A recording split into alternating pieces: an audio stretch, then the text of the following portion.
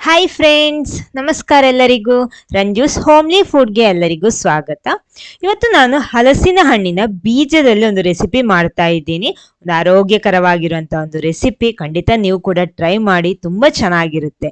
ಬನ್ನಿ ನೋಡೋಣ ಹೇಗೆ ಮಾಡೋದಂತ. ಆಮೇಲೆ ನೀವು ಫಸ್ಟ್ ಟೈಮ್ ಈ ಚಾನಲ್ ನೋಡ್ತಿದ್ರೆ ಚಾನಲ್ ಸಬ್ಸ್ಕ್ರೈಬ್ ಮಾಡಿ ಸಪೋರ್ಟ್ ಮಾಡಿ. ಅದರ ಪಕ್ಕದಲ್ಲೇ ಇರುವ ಬೆಲ್ ಐಕನು ಪ್ರೆಸ್ ಮಾಡಿ, ಅದರಲ್ಲಿ ಬರುವ ಆಲ್ ಆಪ್ಷನಿಗೂ ಕ್ಲಿಕ್ ಮಾಡಿ. ಹಾಗಿದ್ರೆ ಮಾತ್ರ ನಾನು ಹಾಕುವ ಹೊಸ ಹೊಸ ವಿಡಿಯೋಸ್ಗಳ ನೋಟಿಫಿಕೇಶನ್ ನಿಮಗೆ ಸಿಗುತ್ತೆ.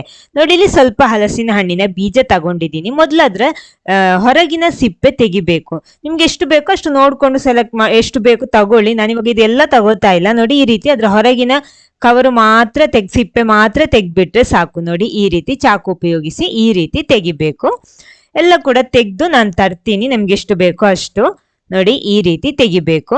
ನಾನಿಲ್ಲಿ ಒಂದು 15 ಬೀಜ ತಗೊಂಡಿದ್ದೀನಿ. ಅಂದ್ರೆ ನಾನಿಲ್ಲಿ ಸ್ವಲ್ಪ ಪ್ರಮಾಣದಲ್ಲಿ ಮಾಡುದು. ನೀವು ಜಾಸ್ತಿ ಪ್ರಮಾಣದಲ್ಲಿ ಮಾಡ್ತೀರಿ, ಜಾಸ್ತಿ ಮಾಡ್ಕೊಳ್ಳಿ. ನೋಡಿ, ಇದನ್ನ ತುಂಡು ಮಾಡಿ ತಂದಿದ್ದೀನಿ.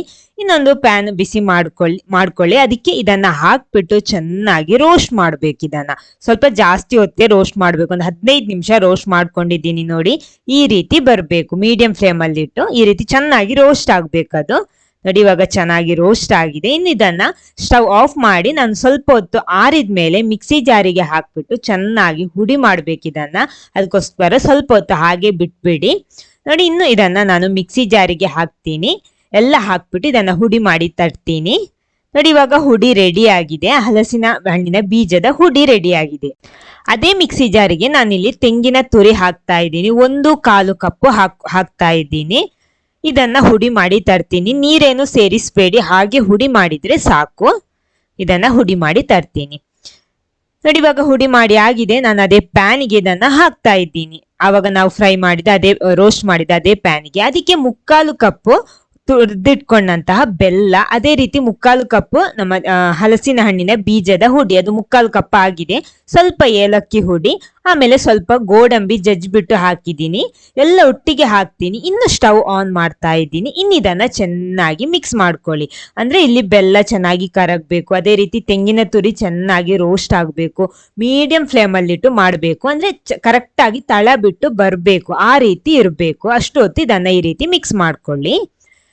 ನೋಡಿ, ಇವಾಗ ಚೆನ್ನಾಗಿ ಫ್ರೈ ಆಗಿ ಎಲ್ಲ ಕರೆಕ್ಟ್ ಪಾಕ ಎಲ್ಲ ಆಗಿ ಕರೆಕ್ಟ್ ಬಂದಿದೆ. ನೋಡಿ, ಬೆಲ್ಲ ಎಲ್ಲ ಚೆನ್ನಾಗಿ ಕರಗಿ ತಳ ಬಿಟ್ಟು ಬರ್ತಾ ಇದೆ. ನೋಡಿ, ಈ ರೀತಿ ಅಂದ್ರೆ ಕರೆಕ್ಟ್ ಉಂಡೆ ಮಾಡೋದಿಕ್ಕೆ ಆಗ್ಬೇಕು, ಆ ರೀತಿ ಬರ್ಬೇಕು.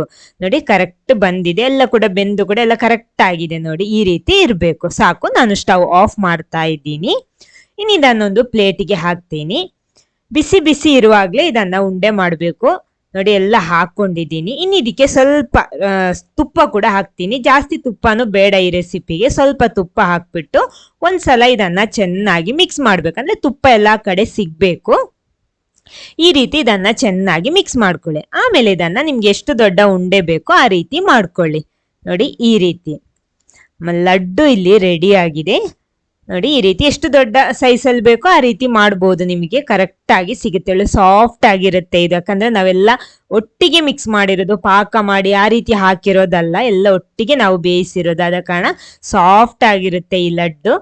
ನೋಡಿ, ಎಲ್ಲ ರೆಡಿ ಆಗಿದೆ. ಇವಾಗ ಹಲಸಿನ ಹಣ್ಣಿನ ಬೀಜದಿಂದ ಮಾಡಿರುವಂತಹ ಆರೋಗ್ಯಕರವಾಗಿರುವಂತಹ ಲಡ್ಡು ನೋಡಿ ಇಲ್ಲಿ ರೆಡಿ ಆಗಿದೆ. ನೋಡಿ, ಇದ್ರೊಳಗಡೆ ಯಾವ ರೀತಿ ಇದೆ ಅಂತ ತೋರಿಸ್ತೀನಿ ನಾನು. ನೋಡಿ, ಎಷ್ಟೊಂದು ಸಾಫ್ಟ್ ಆಗಿದೆ ಅಂತ. ರುಚಿಯಾಗಿರುತ್ತೆ. ಖಂಡಿತ ಒಂದ್ಸಲ ಆದ್ರೂ ನೀವು ಟ್ರೈ ಮಾಡಿ, ಟೇಸ್ಟ್ ಮಾಡಿ, ಫೀಡ್ಬ್ಯಾಕ್ ಕೂಡ ನಂಗೆ ತಿಳಿಸಿ ಕಮೆಂಟ್ ಬಾಕ್ಸ್ ಅಲ್ಲಿ. ವಿಡಿಯೋ ನಿಮ್ಗೆ ಇಷ್ಟ ಆದ್ರೆ ಖಂಡಿತ ಲೈಕ್ ಮಾಡಿ, ಎಲ್ಲರ ಜೊತೆ ಶೇರ್ ಮಾಡೋದಕ್ಕೂ ಮರಿಬೇಡಿ. Thank you.